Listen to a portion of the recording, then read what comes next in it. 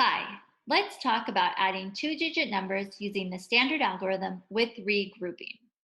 So I showed you earlier how to add two-digit numbers using the standard algorithm without regrouping.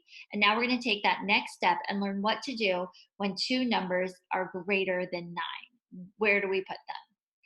All right, so we always start adding the ones. And remember, keeping your numbers lined up is super important.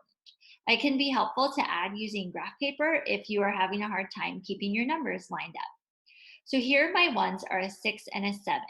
Now I know that 6 plus 7 equals 13. How do I show 13 in this addition problem? Well, I keep my ones with my ones. So my 3 is going to go in the ones place. And then I need to carry or regroup the 1 from the 10 over to the tens. And I can put that right here. Some people show it here. I like to put it on the top. It's just the way that I have always done it. There's not a right way or a wrong way, as long as it works for you and you can keep track of your number. So here I have my 1 right here. Now I have one more 10 that I have to add. So instead of just adding 4 plus 1, I'm going to add 1 plus 4 plus 1.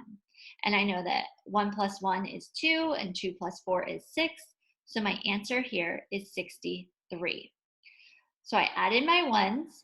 Because I had more than 9, I carried my 1 or my 110 over to the tens column, because this 1 right here isn't a 1, it's a 10, so it needs to be with the tens.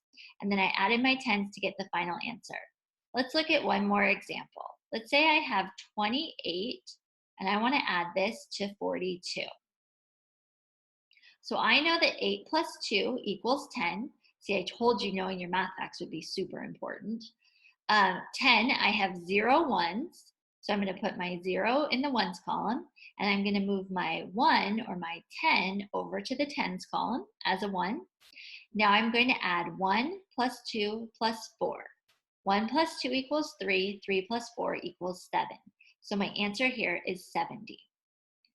Okay, this is one of those skills that hopefully feels easy to you, but it's definitely going to take some practice because there are a lot of steps involved. So I want you to go back to the worksheet that you looked at before watching this video, try those problems again, then put it away for the night.